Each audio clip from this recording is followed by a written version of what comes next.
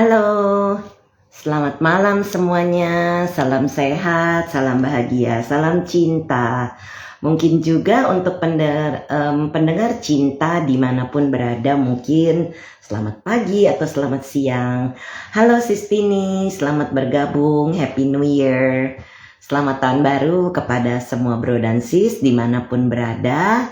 Saya Brenda Imekre kembali malam ini akan membacakan sutta tentang 4 kebenaran mulia. Selamat tahun baru juga Sistini, sehat-sehat dan bahagia selalu. Ya, sama-sama. Oke, sutta ini adalah ini tentang 4 kebenaran mulia ini banyak sekali disebutkan di banyak sutta. Jadi saya hanya malam ini akan membacakan satu sutta, yaitu Majjhima Nikaya 141 Saca Vibhanga Sutta, penjelasan tentang kebenaran-kebenaran. Jadi Buddha itu membahas beberapa hal itu dalam sutta-sutta yang berbeda, yang kita akan bahas dan saya akan bacakan, dan bro dan sis bisa meresapinya baik-baik. Oke, demikianlah yang kudengar. Pada suatu ketika Sang Bagawa sedang menetap di Benares, di Taman Rusa diisi Patana. Jadi bro dan sis tahu ya, Taman Rusa isi Patana ini adalah tempat di mana beliau itu mengajarkan Dhamma. Nah, nanti juga ada Dhammacakkappavattana Sutta di mana beliau membahas tentang 4 kebenaran mulia. Selamat malam semua yang sudah baru bergabung, juga selamat tahun baru. Di sana beliau memanggil para biku demikian. Para biku yang mulia, mereka menjawab. Sang Bagawa berkata demikian. Di Benares para biku, di Taman Rusa diisi Patana. Sang Tathagata yang sempurna dan tercerahkan sempurna, memutar roda Dhamma yang tiada bandingnya, yang tidak dapat dihentikan oleh petapa atau brahmana atau dewa atau mara atau brahma atau siapapun di dunia. Jadi udah betapa jelasnya saat Sang Buddha membabarkan Dhamma, memutar roda Dhamma tidak bisa dihentikan oleh siapapun. Kemudian mengumumkan, mengajarkan, menjelaskan, menegakkan, mengungkapkan, membabarkan, dan memperlihatkan 4 kebenaran mulia. Apakah yang 4 ini? Jadi di sini dikatakan, diulang kembali, mengumumkan, mengajarkan, menjelaskan, menegakkan, mengungkapkan, membabarkan, dan memperlihatkan kebenaran mulia penderitaan. Ini adalah yang pertama. Halo juga Sis Jin Nyan. Ini siapa ya? Dewani, Kirana dan Dewani. Oke. Di sini banyak sekali kalau kita mendengarkan orang-orang mengatakan hidup adalah penderitaan. Itu kurang tepat ya bro sis. Karena di dalam hidup itu ada kebahagiaan, ada kesedihan, itu kan semuanya berpairing, berpasangan. Jadi tidak melulu semua hidup adalah menderita. Yang adanya penderitaan dalam hidup. There is suffering in life. Itulah penerjemahan atau pengertian tentang penderitaan. Yang kebenaran mulia yang pertama ini, jadi bro dan sis jangan salah mengartikan bahwa semua dalam hidup adalah menderita. Tidak. Kita mempunyai kebahagiaan juga kan? Kita juga mengalami penderitaan. Jadi saya tidak setuju kalau dikatakan kehidupan adalah menderita. Karena di dalam kehidupan ini ada kebahagiaan. Jadi di sini adanya kebenaran mulia penderitaan, kebenaran mulia asal mula penderitaan, kebenaran mulia lenyapnya penderitaan. dan kebenaran mulia jalan menuju lenyapnya penderitaan. Jadi adanya penderitaan yang pertama, yang kedua, adanya asal mula penderitaan. Jadi pasti ada penyebabnya. Kemudian adanya lenyapnya penderitaan. Jadi kalau Bante Wim almarhum mengatakan ini mudra, kalau kita melihat mudra dimanapun, ini adalah first noble truth atau ini adalah kebenaran mulia yang pertama kalau kita melihat. Lalu ini adalah kebenaran mulia yang kedua, yaitu asal mulanya penderitaan. Ini adalah berhentinya atau lenyapnya penderitaan. Kemudian yang keempat adalah jalan menuju lenyapnya penderitaan atau jalan mulia berunsur 8 yang akan nanti kapan-kapan saya akan bahas juga. Jadi kalau kita melihat rupang-rupang dengan mudra-mudra seperti ini, itulah yang dimaksud ya brosis ya. Nah di sini jadi dikatakan di Benares para biku, di Taman Rusa diisi patana, sang Tathagata yang sempurna dan tercerahkan sempurna, memutar roda dhamma yang tiada bandingnya, yang tidak dapat dihentikan oleh petapa atau brahmana, atau dewa, atau mara, atau brahma, atau siapapun di dunia ini, yaitu mengumumkan, mengajarkan, menjelaskan, menegakkan, mengungkapkan, membabarkan, dan memperlihatkan 4 kebenaran mulia ini. Jadi semua Buddha itu bisa menjelaskan tentang jalan mulia berunsur 8 yang dipadu dengan 4 kebenaran mulia ini. Karena kalau Bro dan Sis mencari suta tentang 4 kebenaran mulia, banyak sekali yang keluar. Dan itu akan kita bahas ya di seri cinta berikutnya, karena menurut saya penting bagi kita semua untuk memahami apa yang Sang Buddha maksudkan di dalam ajaran yang ditinggalkan kepada kita. Di sini dikatakan, kembangkanlah persahabatan dengan Sariputta dan Moggallana para biku. Bergaullah dengan Sariputta dan Moggallana. Mereka bijaksana dan sangat membantu bagi teman-teman mereka dalam kehidupan suci. Sariputta bagaikan seorang ibu, Moggallana bagaikan seorang perawat. Sariputta melatih orang-orang lain mencapai buah memasuki arus. Jadi yang mulia Sariputta ini melatih orang murid-murid zaman dulu itu masuk arus, yaitu menjadi Sotapanna. Sedangkan yang mulia Moggallana melatih untuk mencapai tujuan tertinggi, yaitu arahat. Jadi Sariputta para biku mampu mengumumkan, mengajarkan, menjelaskan, menegakkan, mengungkapkan, membabarkan, dan memperlihatkan 4 kebenaran mulia. Kalau demikianlah yang Sang Bhagawa berkata setelah mengatakan ini, yang sempurna bangkit dari duduknya dan memasuki kediamannya. Nah ini seringkali banyak orang yang murid-murid zaman dulu itu sangat keliru ya. Kenapa? Karena di sini dikatakan kemudian segera setelah Sang Bhagawa pergi, yang mulia Sariputta berkata kepada para biku demikian. Teman-teman para biku, teman para biku menjawab, yang mulia Sariputta. Yang mulia Sariputta berkata demikian. Seandainya Bro dan Sis mendengar kata-kata teman, di situ yang dimaksud adalah awuso. Awuso ini digunakan di antara para biku menyebutkan, memanggil satu sama lain seperti itu. Di Benares, teman-teman, di Taman Rusa diisi patana.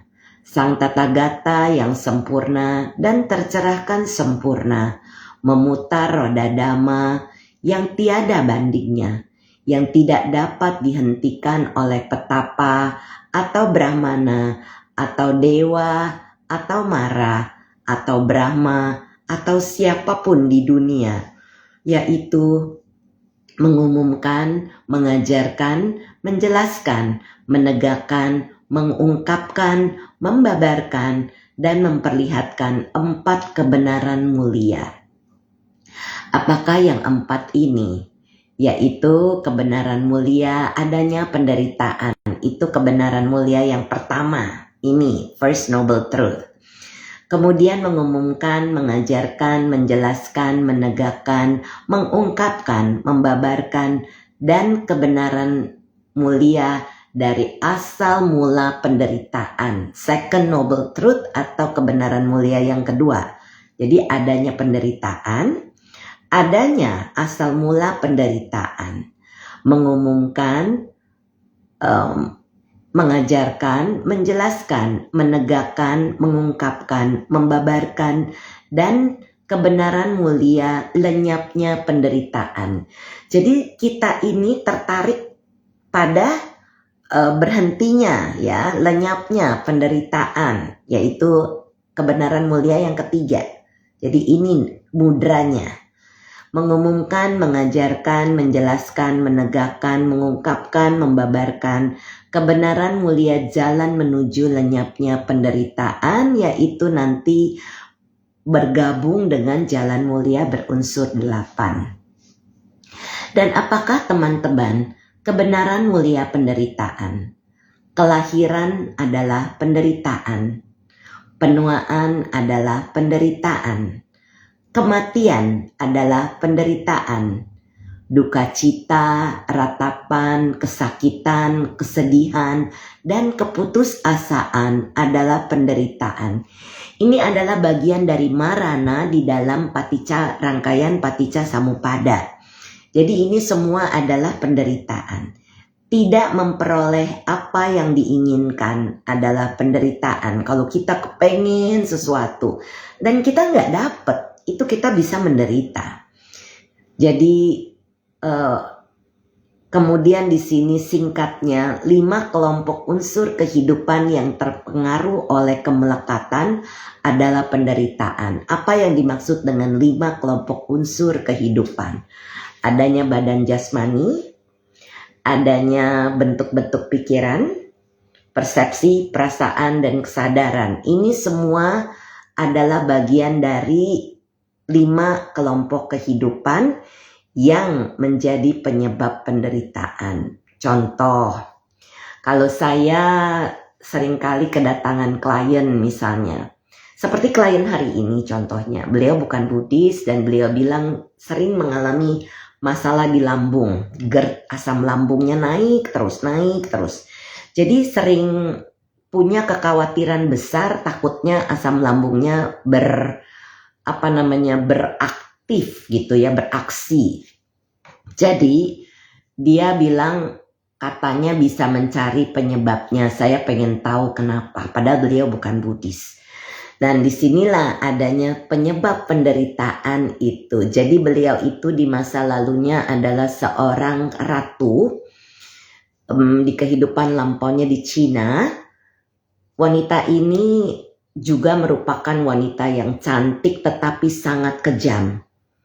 Namanya tidak keluar karena beliau mulai menganalisa yang harusnya tidak boleh dianalisa. Nah jadi begitu beliau bilang, saya bertanya, kesedihan dan kemarahan sebagai ratu itu disimpan di mana?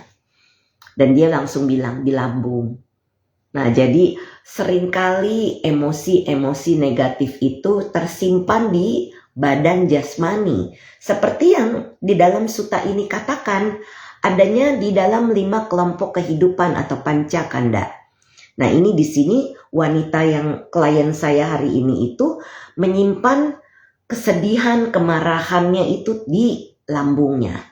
Dan tentunya saya sarankan untuk dilepas ya, ada tekniknya. Jadi setelah selesai ya plong, karena dia merasakan wah ternyata ya bisa juga penyakit ini datang dari masa lalu. Saya bilang bukan bisa juga, memang sering kali saya bertemu dengan klien-klien seperti itu. Penyakit itu bisa datang dari kehidupan lampau mereka. Jadi si ratu ini, klien saya ini menyimpan semuanya itu di badan jasmaninya, dan ini adalah salah satu dari 5 kelompok unsur kehidupan di badan jasmani. Dan dia juga tipe orang yang suka overthinking, bentuk-bentuk pikiran. Jadi sebelum terjadi memang cerdas. Ibu ini sangat cerdas dan pintar. Dia pebisnis, jadi katanya orang-orang baru melangkah 1, dia sudah 5 langkah ke depan. Ternyata memang terbawa dari masa lampau beliau yang merupakan seorang ratu, tapi pintar sekali membuat planning atau rencana. Nah, planning ini celakanya menjadi papanca atau penggandaan pikiran. Ya, jadi itu yang terjadi di dalam klien saya ini. Kemudian saya bilang, kan capek kan ya Bu ya, kalau seandainya kita menderita karena kita terlalu banyak overthinking. Oh, bukan capek lagi Bu, katanya. Saya itu udah gergetan, katanya. Saya tidak mau berpikir panjang lebar, tetapi pikiran saya jalan terus. Nah, itu sebabnya menjadi sulit tidur. Nah, ini memang semua berkaitan karena bentuk-bentuk pikiran ini adalah bagian dari 5 kelompok kehidupan. Nah, kemudian adanya persepsi, perasaan, dan kesadaran yang menyatu bersama-sama. Nah, nanti di sini ada. Ini semua terpengaruh oleh kemelekatan adalah penderitaan. Dan apakah teman-teman kelahiran itu?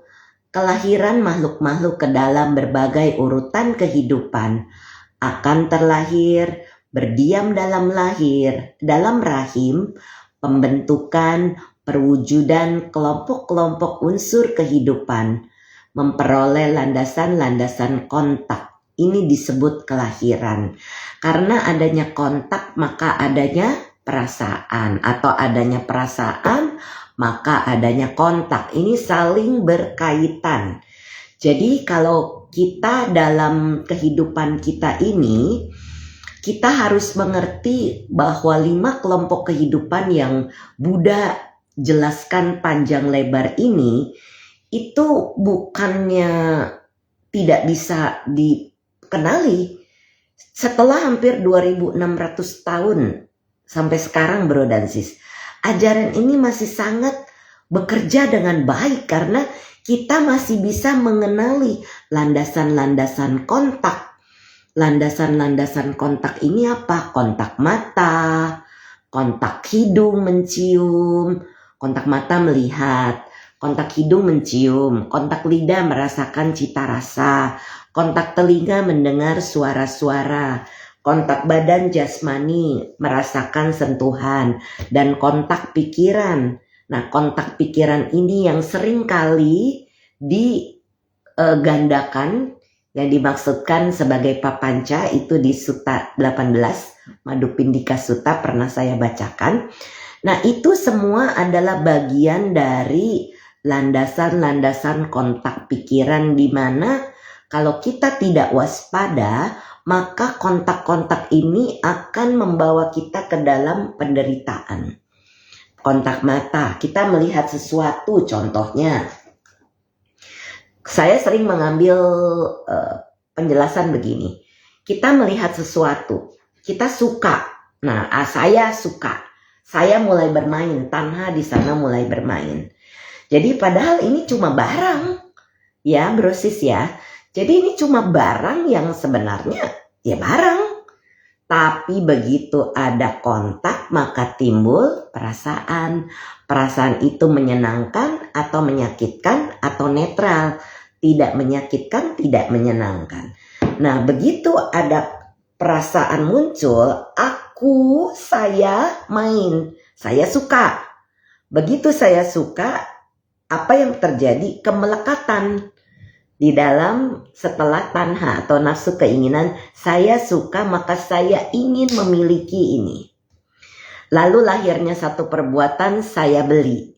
Tapi kalau barang ini jatuh dan pecah, maranalah saya. merana ya. Jadi marana dalam bahasa Pali atau merana dalam bahasa Indonesia yaitu ujungnya menderita, duka, putus asa dan lain sebagainya. Di sanalah kita mulai semakin memahami bahwa ternyata semua ini saling berkaitan. Ini yang disebut kelahiran. Nah, ini beliau menjelaskan dengan lebih detail lagi. Dan apakah teman-teman penuaan itu? Penuaan makhluk-makhluk dalam berbagai urutan kehidupan.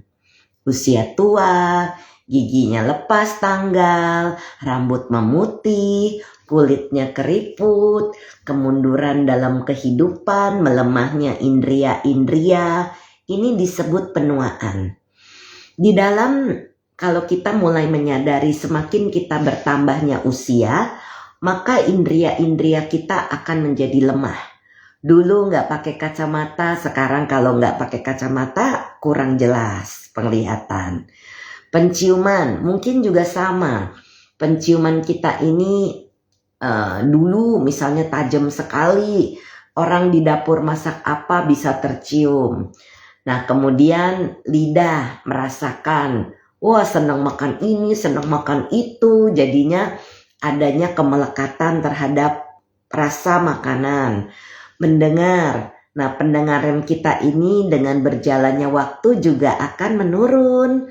Jadi kita jangan sedih atau kesal atau marah seandainya semua indria kita ini fungsinya menjadi berkurang. Karena ini adalah proses wajar, alami. Nah, inilah yang disebutkan. Tetapi kalau bro dan sis, saat bermeditasi, kemudian mengalami pencerahan, maka semua indriawinya itu kinclong.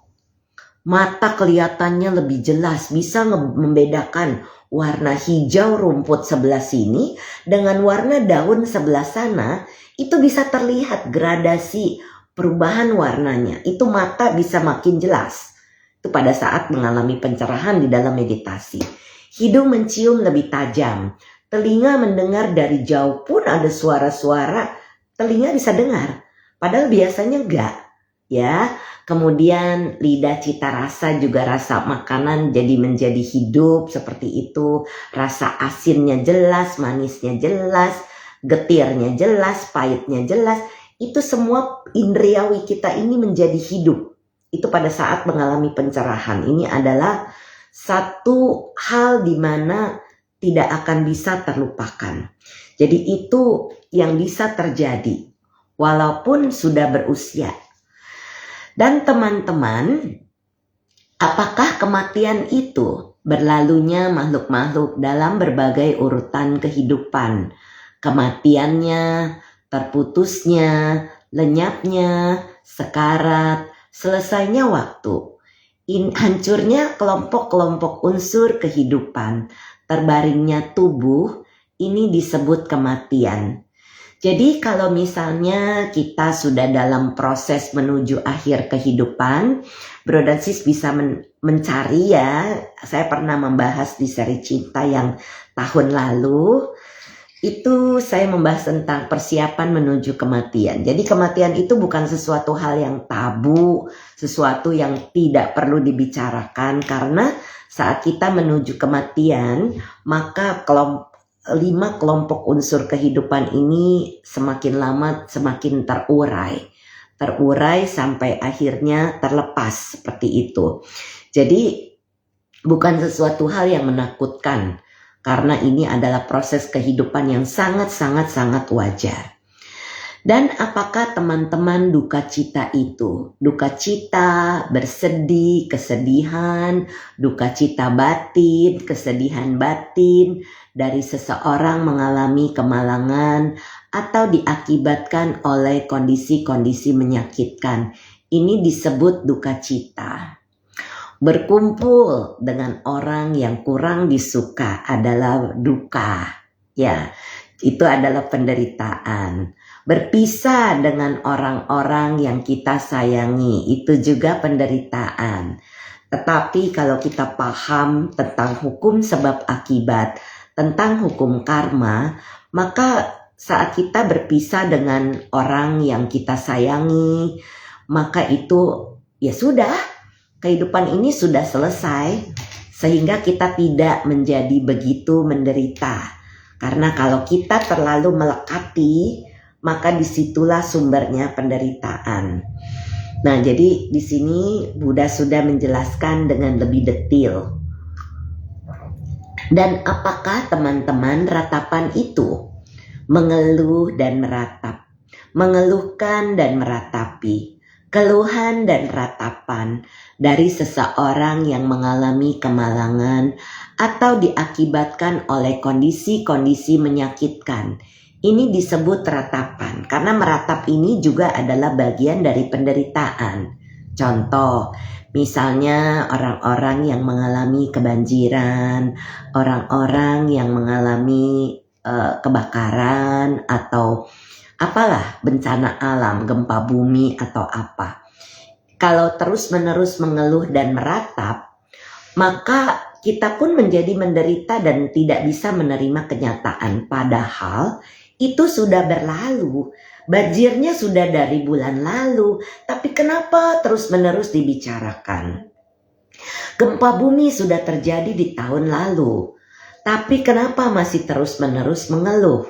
Karena ini adalah suatu hal yang wajar. Ya, jadi inilah supaya kita tidak meratap, sehingga kita tidak menderita. Karena ada penderitaan dalam hidup, ada pula kebahagiaan dalam hidup. Jadi kehidupan itu tidak selalu menderita ya brosis ya.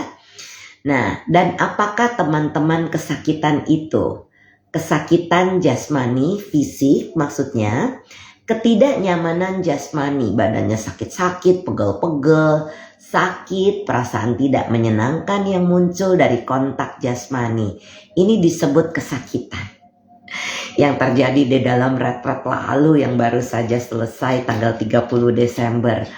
Sis Brenda gak kuat duduk lama, pantatnya sakit, pundaknya sakit.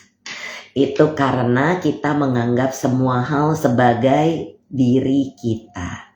Tapi kita coba, seperti di dalam banyak sutta, yaitu Cacaka Sutta contohnya. Atau di Madu Pindika Sutta juga ada. Ini bukan aku, ini bukan milikku, ini bukan diriku. Kita belajar untuk memisahkan bahwa ya sakit ya sakit, wajar. Jadi nggak apa-apa, jangan dilekati. Karena semakin kita lekati, semakin kita memberikan perhatian, maka rasa sakit itu dijamin menjadi semakin besar. Jadi kalau udah sakit ya udah tahu sakit ya wes ya sudah, nggak usah, nggak apa-apa gitu. Ya dilewati saja, karena kalau semua gangguan-gangguan atau rintangan-rintangan di dalam meditasi, kalau tidak dilewati, maka di sitting atau duduk meditasi berikutnya, itu terus yang menyerang, menyerbu. Sakit akan terus sakit, bosan akan terus bosan. Saya suka, saya tidak suka, saya ragu-ragu, saya gelisah, saya lebam, ngantuk. Nah, kalau itu semua ada saya atau aku, di situ ada tanha, maka itulah terus yang akan menyerbu pikiran kita. Nah, jadi ini di sini brosis paham ya, kesakitan ini adalah sesuatu hal yang wajar karena kita punya raga. Nah, ada juga kesakitan di dalam pikiran, yaitu contohnya ya tadi, penggandaan pikiran papanca. Nah, itu terjadi kalau orang suka overthinking brosis. Ya, jadi supaya kita mengerti overthinking itu bukan sesuatu hal yang baik. Karena kita bisa memikirkan dari A sampai Z. Punya option 1, 2, 3, 4, 5. Tapi semuanya tidak ada yang terjadi karena ya kita hanya membuang energi untuk memikirkan opsi-opsi itu. Padahal kalau terjadi kita hadapi sekarang. Seperti itulah yang harus kita lakukan sebenarnya. Ya, supaya kita bisa mengurangi penderitaan. Nah, di yang berikutnya apakah teman-teman kesedihan itu, kesedihan batin, ketidaknyamanan batin, perasaan tidak menyenangkan yang muncul dari kontak pikiran ini disebut kesedihan. Nah, klien tadi yang saya temui itu, beliau itu sangat overthinking. Jadi overthinking ini pun bisa menyebabkan sulit tidur. Jadi dia mau tidur itu mikir dari A sampai Z, taunya sudah jam 2, jam 3 pagi. Kan menderita. Ya, jadi itulah sebabnya adanya penderitaan. Nah, kemudian sebabnya apa nih penderitaan ini? Nah, biasanya kalau dalam sesi saya mencari dari mana penyebabnya. Nah, kebenaran mulia yang kedua. Ya, kemudian ketiga lenyapnya. Kalau sudah paham, maka itu menjadi terlepas. Kecenderungan manusia, walaupun dia adalah seorang Buddhis, mengerti karma, tetapi kalau sesuatu terjadi itu tidak bisa menerima. Ya, jadi itu sebabnya kenapa seringkali saya ingatkan bahwa ya semua yang terjadi pada kita adalah karma. And it's okay. Ada yang datang, ada yang pergi, ada yang mencela, ada yang menghina, ada yang memuji. Itu semua hal yang wajar. Jadi kalau kita bisa menerima keadaan, maka penderitaan itu tidak kita lekati sehingga menyebabkan sakit atau menyebabkan kita berduka seperti ini ya. Jadi di sini yang dimaksudkan.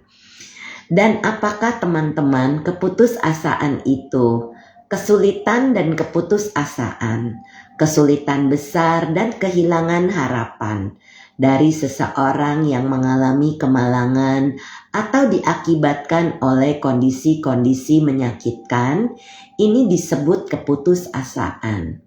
Nah, orang yang putus asa ini harus waspada. Karena kalau tidak dibantu, itu bisa menjadi depresi. Depresi itu ujungnya bisa kepengen bunuh diri. Jangan sampai terjadi karena bunuh diri itu banyak sekali kerugiannya bro dan sis. Kerugiannya di kehidupan ini dia menyakiti keluarga-keluarga terdekat. Kalau dia masih punya mamanya tersakiti. Kalau dia punya suami atau istri, pasangannya tersakiti. Kalau dia punya anak, anaknya tersakiti. Jadi dari bunuh diri itu bukan sesuatu hal yang baik. Makanya kenapa kita penting untuk bisa menerima keadaan. Kalau kita putus asa karena ini seorang yang mengalami kemalangan atau diakibatkan oleh kondisi-kondisi menyakitkan. Kalau tidak bisa menerima menjadi putus asa, yaitu bahaya. Ya. Oke, Jin Yan. Sis, kalau kerjanya di bagian strategi bisnis gimana? Kan biasanya harus mikirin beberapa step ke depan dan antisipasi resiko-resikonya. Kalau hanya pekerjaan, stop di sana. Jangan dibawa pulang, maksudnya sis. Karena kalau sis bekerja memang di bagian itu, kan sis memang atau bro, sorry ya, saya tidak tahu ini Jin Yan ini siapa nih.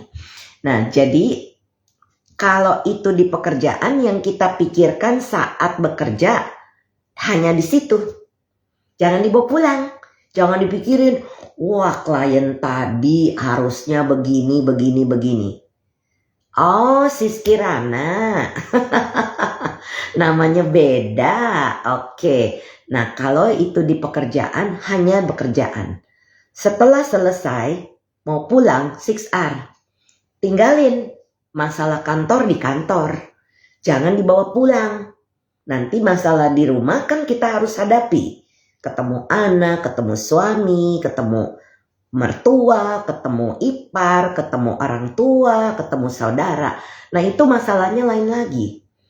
Jadi kalau di kerjaan, ya kerjaan saja. Jangan dibawa pulang. Ini saya belajar dari salah satu teman lama saya di Adidas dulu. Beliau itu orang Filipina. Karena kami berpartner, saya dulu development manager, beliau itu adalah commercialization manager. Jadi kami kolaborasi, saya mengembangkan produk, beliau itu mengkomersialisasi dalam artian grading. Kan dulu saya di sepatu ya, sepatu itu dari ukuran kecil sampai ukuran besar. Nah dia bagian itu untuk mengecek pattern atau pola atau apa supaya saat itu jadi sepatu dari ukuran terkecil sampai ukuran terbesar proporsionalnya sama. Jadi enggak bagian toe cap yang besar atau bagian heelnya yang besar, karena gradingnya ini gradual. Jadi kita bisa ngelihat pola itu dari ukuran kecil sampai ukuran besar seperti itu. Nah, partner saya ini, dia bilang, dia karena duduknya di sebelah meja saya dulu. Dia ke setiap hari pulang gitu, hari Jumat misalnya, sopir kantor membawa satu box besar isinya pekerjaan, turunin ke mobil, nanti di rumah diturunin, setiap Senin box itu dibawa lagi ke atas. Dia bilang, kamu ngapain katanya? Pekerjaan dibawa pulang. Harusnya kamu bisa menikmati weekend kamu bersama keluarga. Janganlah membawa pekerjaan ke rumah, karena pekerjaan itu tidak ada habisnya katanya. Kamu maksimalkan apa yang kamu lakukan di pekerjaan. Jangan gunakan personal sewaktu bekerja. Kerja. Jadi jangan pakai waktu kantor di rumah dan waktu rumah di kantor. Jadi dia bilang begitu dan saya renungi. Oh iya benar juga ya. Nah jadi sejak itu saya belajar, sulit sekali bro dan sis. Karena saya cukup melekat pada pekerjaan saya waktu itu di Adidas. Saya merasa saya bertanggung jawab sehingga saya harus menyelesaikan pekerjaan saya dengan sewaktu sempit-sempitnya. Karena kalau saya tidak selesaikan di sini, maka itu nanti akan menjadi bom juga buat saya, bom waktu. Karena yang belakang belum ada confirmation sample, ada model baru, harus ada confirmation sample. Jadi ini semua ada timelinenya. Nah ini yang saya buat. Jadi saya akan membuat deadline, oh ya confirmation sample artikel ini sudah harus ada di tanggal sekian. Jadi saya itu berpikir seperti itu di pekerjaan. Jadi saat ke rumah itu saya udah berusaha, ya udahlah tinggalin yang di kantor ya di kantor. Pulang ke rumah, menapak ke rumah, ya masalah di rumah ya welcome. Seperti itu. Jadi itulah yang dimaksud supaya jangan memikirkan pekerjaan di rumah. Sebisa mungkin. Tapi kadang-kadang susah ya untuk orang yang punya bisnis karena dia mau mengembangkan bisnisnya. Tapi tetap harus ada me time ya bro sis ya. Supaya kita tidak overwhelmed, tidak terlalu terganggu dengan stres. Karena pekerjaan itu bisa menyebabkan stres. Saya lanjutkan Sutta 141 ini, Saca Wibangga Sutta. Dan apakah teman-teman tidak memperoleh apa yang diinginkan adalah penderitaan? Bagi makhluk-makhluk yang tunduk pada kelahiran muncul keinginan, oh semoga kami tidak tunduk pada kelahiran. Semoga kelahiran tidak terjadi pada kami. Tetapi hal ini tidak diperoleh dengan cara menginginkan dan tidak memperoleh apa yang diinginkan adalah penderitaan. Jadi kalau kita tidak mendapat apa yang kita mau itu adalah penderitaan, ya kan? Nah jadi janganlah terlalu melekat kepada sesuatu yang bisa menjadi penyebab penderitaan. Bagi makhluk-makhluk yang tunduk pada penuaan muncul keinginan, oh semoga kami tidak tunduk pada penuaan. Semoga penuaan tidak terjadi pada kami. Mana mungkin, semua yang lahir pasti tua. Semua yang lahir pasti sakit. Yang lahir pasti meninggal. Nah ini supaya kita mengerti inilah proses hidup.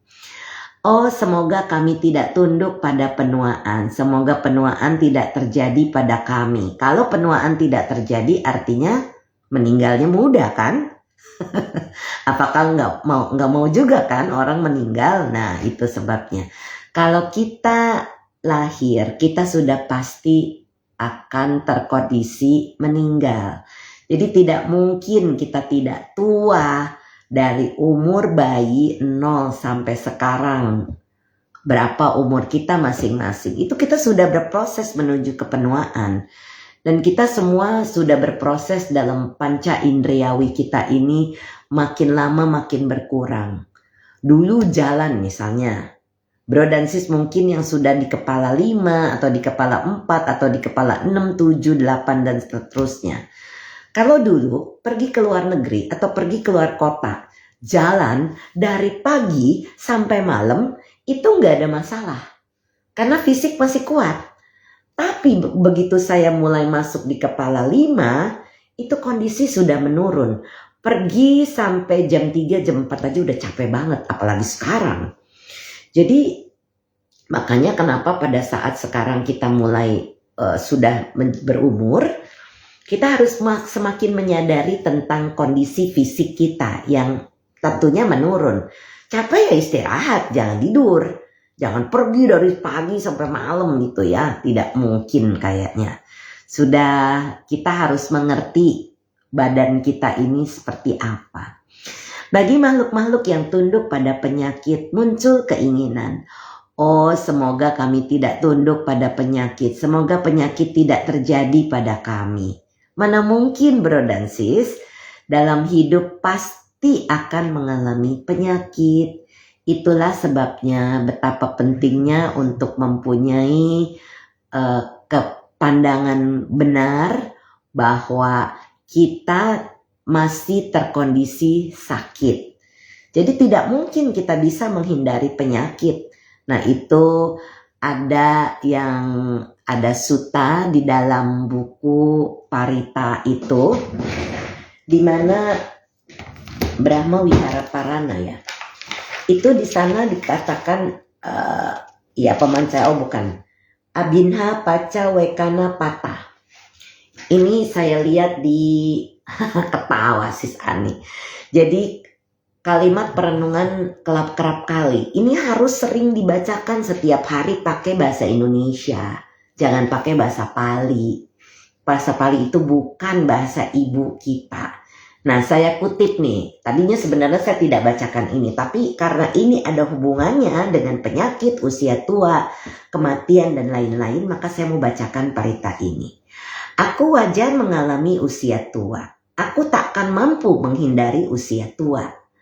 Aku wajar menyandang penyakit. Aku takkan mampu menghindari penyakit. Aku wajar mengalami kematian. Aku takkan mampu menghindari kematian. Segala milikku yang kucintai dan kusenangi wajar berubah, wajar terpisah dariku.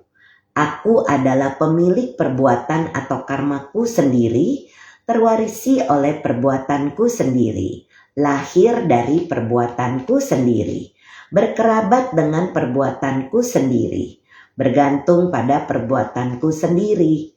Perbuatan apapun yang akan kulakukan, baik atau buruk, perbuatan itulah yang akan kuwarisi. Demikian hendaknya kerap kali kita renungkan.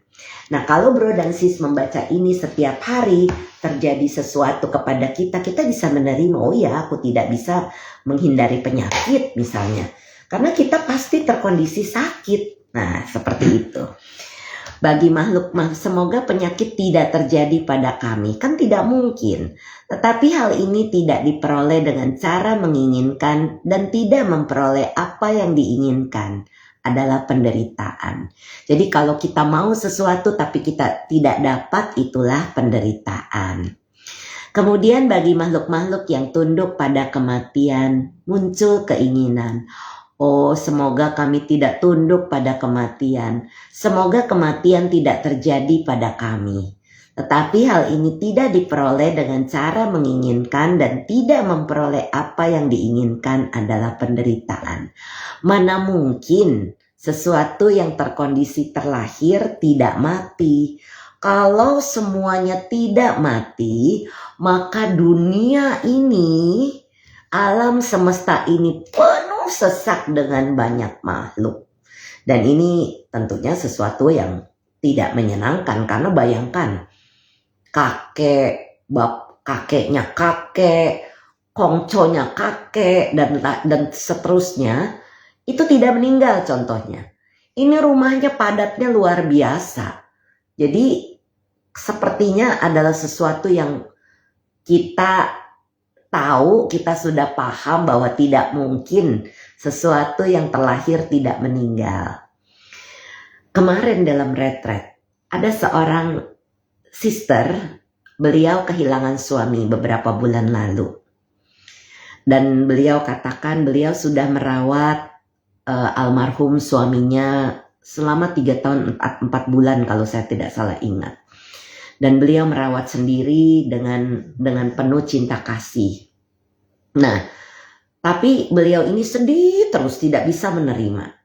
Saya minta beliau melakukan meditasi pemaafan supaya beliau bisa merasakan kedamaian dan menerima. Saya bilang begini, seandainya suami sis tidak meninggal, tidak sakit, kalau sakit kita harus melihat bahwa orang ini menderita loh. Kita harus bersyukur bahwa penderitaan yang beliau alami itu sudah selesai. Dia sudah terbebas dari raga yang sakit ini. Tetapi kita sebagai manusia yang ditinggalkan, kita sering egois. Kita kepengennya dia terus sama kita, padahal dia menderita badannya karena sakit. Kan kasihan sebetulnya. Di mana cinta kasih dan welas asih kita? Dia terdiam pada saat saya mengatakan seperti itu. Oh iya ya sis ya. Ya sudah, saya akan berusaha supaya saya bisa melepaskan beliau. Iya, lepas beliau supaya tidak menjadi hantu. Karena kalau sis masih menangisi, memang baru meninggal beberapa bulan lalu. Kalau sis masih terus menangisi beliau, itu sulit untuk mendapatkan kebahagiaan karena bisa melekat. Jadi setelah hari keberapa, 3 hari sebelum retret selesai kalau saya tidak salah ingat, beliau bisa melepas dan rasanya lega luar biasa. Beliau paham selama ini beliau terlalu melekat kepada suaminya. Sayang boleh, tapi wajib ya, wajar kalau kita sayang dengan pasangan kita, keluarga kita. Tetapi pada saat mereka sudah pergi harus ikhlas melepas. Karena kasihan nanti bisa jadi, kemelekatan itu bisa menjadi hantu. Ya, sangat tidak menyenangkan. Saya ada yang bertanya, Sis Nana Chelsiana, nama budaya sis izin bertanya, apakah menjadi istri kedua simpanan adalah karma jodoh di masa lalu? Bisa jadi, tetapi jangan. Kalau bisa, bilang kepada orang yang menjadi istri kedua atau simpanan, walaupun pernah berjodoh dengan laki-laki tersebut di masa lalu, tapi itu kan sudah di masa lalu. Di masa sekarang, pria itu adalah suami orang lain. Jadi janganlah kita jadikan suami nikah siri misalnya. Jangan, karena itu adalah suami orang. Dia adalah hak dari istrinya. Sekarang kalau kita balik nih, kita adalah istri tua, suami kita punya simpanan istri kedua. Bukankah kita terasa akan menderita karena suami kita berbagi hati? Bukan hanya berbagi hati, berbagi keuangan, berbagi penghasilan, berbagi waktu, semuanya harus dibagi. Nah, kita kan menderita sama. Jadi kalau kita mempunyai kesadaran bahwa itu mengambil suami orang lain adalah mengambil sesuatu yang tidak diberikan, itu pelanggaran sila sudah pasti, sila kedua ya, mengambil sesuatu yang tidak diberikan. Jadi kemudian melakukan hubungan seksual yang salah, yaitu dengan suami atau istri orang lain. 2 sila sudah dilanggar itu. Jadi jangan, walaupun itu ada hubungan karma dengan kita, tetapi sebaiknya kita menyadari bahwa di kehidupan ini dia suami orang. Kita nikahlah dengan orang lain, jangan dengan suami orang. Lagi pula, apa enaknya menikah dengan suami orang begini? Sis Nana mungkin bisa memberitahu orang atau yang sis kenal, begini, kalau kita punya pasangan kita, saya punya suami, saya gandengan sama Scott di jalan, saya pergi sama dia, pelukan, gandengan, itu nyaman. Karena orang-orang tahu ini suami saya, ini istrinya, nggak apa-apa. Tapi kalau coba itu suami atau istri orang lain, kita mau pegangan tangan, takut kelihatan orang, kita mau pelukan juga nggak nyaman, kan nggak enak ya, karena itu bukan punya kita istilahnya. Jadi sebaiknya jangan mengambil suami atau istri orang lain. Sampai sekarang menjadi istri kedua karena jodohnya selalu istri kedua. Itu adalah pilihan hidup. Ya sis ya. Kalau saya, knock on wood, jangan sampai terjadi pada saya. Jadi kalau dulu dari waktu zaman saya masih gadis, masih belum menikah, saya didekati oleh pria, tapi saya tahu dia sudah beristri, saya jaga jarak. Supaya jangan timbul ada perasaan sayang atau cinta atau apa, termasuk bos-bos di kantor. Jadi saya dulu pernah jadi sekretaris. Bos saya ini ganteng, tapi saya tahu dia sudah punya istri dan 2 anak. Jadi pekerjaan saya ya mengerjakan pekerjaan di kantor. Kalau dia bilang, Brenda, saya mau meeting, kamu bisa ikut gak? Wah Pak, pekerjaan saya masih banyak, kalau saya ikut Bapak nanti kerjaan saya nggak selesai. Itu yang saya lakukan. Kenapa? Di dalam perjalanan kita tidak tahu apa yang akan beliau lakukan kepada saya. Untuk menghindari itu, saya mencari alasan tapi tidak salah. Karena saya dulu merupakan seorang sekretaris untuk 5 manajer. Ya, jadi saya bilang pekerjaan dari ibu itu belum saya lakukan. Pekerjaan dari Bapak X belum saya lakukan. Jadi mohon maaf Pak, saya kalau keluar kantor nggak bisa. Saya kerjain di kantor aja. Bapak minta saya kerjakan apapun, saya kerjakan di kantor. Itu yang saya lakukan. Jadi saya menghindari hubungan-hubungan di luar. Jadi Bapak itu paham bahwa saya bukan orang yang bisa dibawa-bawa istilahnya. Ya, jadi seperti itu kita bisa tegas karena saya dari dulu papa saya bilang jangan menikah, jangan punya pasangan yang merupakan suami orang. Karena papa saya anak ke-5 perempuan semua. Jangan ambil suami orang. Jangan menikah lagi dengan suami orang. Pak, kalau orang itu laki-laki itu sudah duda boleh nggak Pak? Gak apa-apa kalau udah duda, kalau sudah resmi cerai. Tapi kalau dia masih jadi suami orang, tidak boleh. Nah, seperti itu. Jadi pesan itu yang saya pegang sampai saat ini. Bagaimana cara mengatasi jodoh karma ini sis? Karena yang menjalankan ini mengatakan ini adalah jodohnya. Ya, orang bisa ngomong apa saja. Tetapi kalau saya boleh saran sih, jodoh karma ini itu adalah pilihan hidup ya sis Nana ya. Jadi kalau saya tidak mau. Tapi kalau sis merasa oke ya, atau keluarganya oke ya, bagaimana? Selama istri pertamanya itu setuju. Tapi saya rasa jarang banget istri pertama yang setuju suaminya punya istri lain. Kecuali istri pertama sakit. Biasa ada kejadian klien saya seperti itu, dia sakit, dia mengizinkan suaminya menikah lagi. Itu ada. Tapi kalau tidak diizinkan ya jangan ngumpet-ngumpet, nggak nyaman. Mengatasi jodoh karma ini ya selesaikan saja baik-baik. Sudah ya, saya tidak lagi mau berhubungan dengan Anda karena Anda adalah suami orang. Biar bagaimanapun hidup saya tidak tenang kalau pasangan saya adalah suami orang. Yang tadi saya bilang, mau jalan dimanapun kita nggak bisa gandengan. Nggak bisa pegang lengannya. Sewajarnya seorang istri itu kan manja sama suami. Saya juga begitu sama suami saya. Itu suami saya nggak apa-apa. Tapi kalau dia suami orang, ya saya nggak bisa lah begitu.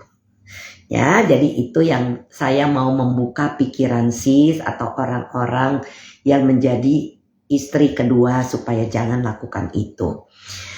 Kemudian bagi makhluk-makhluk yang tunduk pada duka cita, ratapan, kesakitan, kesedihan, dan keputusasaan, muncul keinginan. Nah, ini adalah keinginan dan kemelekatan.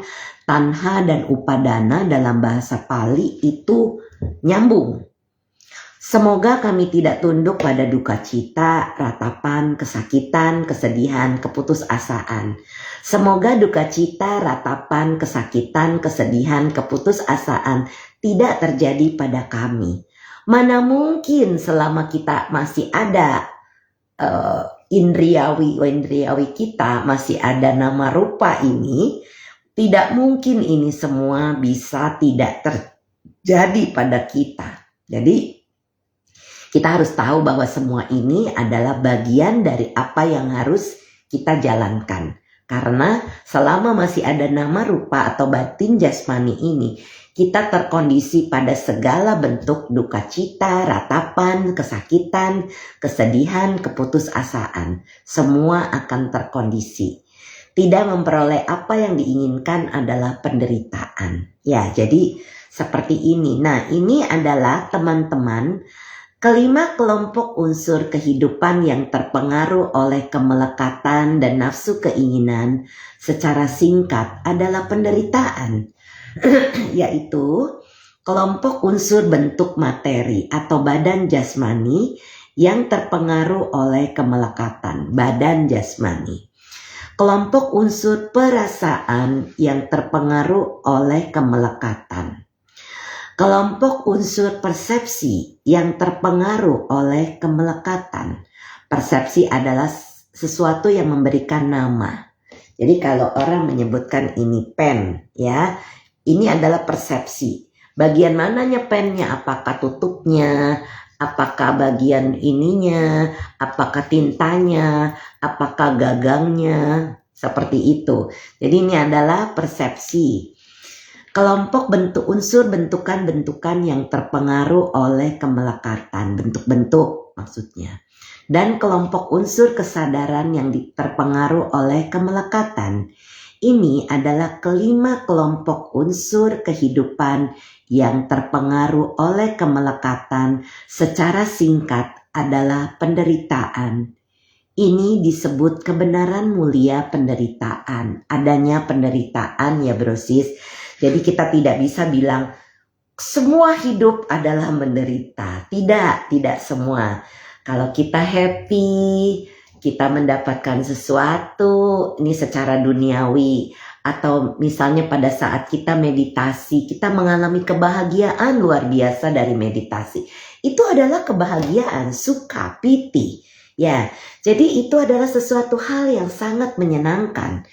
Jadi kehidupan itu ada penderitaan dan ada kebahagiaan. Jadi jangan mengatakan all life is suffering. Semua kehidupan adalah penderitaan. Tidak seperti itu. Demikian ya. Jadi malam ini saya selesaikan dulu di kebenaran mulia yang pertama. Supaya nanti kita minggu depan kita membahas tentang asal mula penderitaan. Nah, jadi ini akan saya catat sampai bagian dari kebenaran mulia yang pertama. Karena sudah jam 8 malam. Karena tidak ada lagi yang bertanya, saya akan sudahi seri Cinta 168 malam ini di tanggal 5 Januari 2026. Selamat tahun baru untuk Bro Sis tadi yang belum sempat saya sapa untuk selamat tahun barunya. Semoga di dalam tahun 2026 ini kita semua semakin sehat, semakin berbahagia, semakin bisa melakukan kebaikan-kebaikan, berdana, memberi, menjalankan sila kemoralan kita dengan baik, melatih meditasi sehingga kita bisa terbebas dari banyak penderitaan. Saya berterima kasih atas semua komentar yang disampaikan dan mohon maaf apabila ada kata-kata, pikiran dan perbuatan yang pernah saya lakukan keliru, baik di kehidupan ini maupun di kehidupan lampau. Semoga saya bisa dimaafkan. Mari kita bersama-sama berbagi jasa. Semoga yang menderita bebas dari derita. Semoga yang merasa takut bebas dari rasa takut.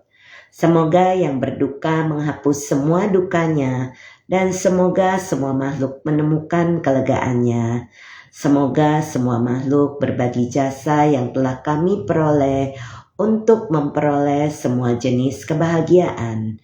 Semoga semua makhluk di angkasa dan di bumi, para dewa dan naga yang perkasa, berbagi jasa-jasa kami ini. Semoga mereka terus melindungi Dhamma atau ajaran kebenaran. Semoga mereka terus melindungi Indonesia dan seluruh dunia. Semoga semua makhluk berbahagia. Sadu, sadu, sadu. Sangat baik, sangat baik, sangat baik. Terima kasih sama-sama untuk semua bro dan sis yang sudah mendengarkan. Bila yang terlambat masuk, bisa mendengarkan kembali mendengarkan rekamannya ini. Akan saya simpan di Instagram dan juga di YouTube. Oke, baik, sampai jumpa di seri Cinta 169. Mudah-mudahan di Senin depan tanggal 12 Januari. Selamat malam, sampai jumpa sama-sama. Bro dan sis, selamat istirahat.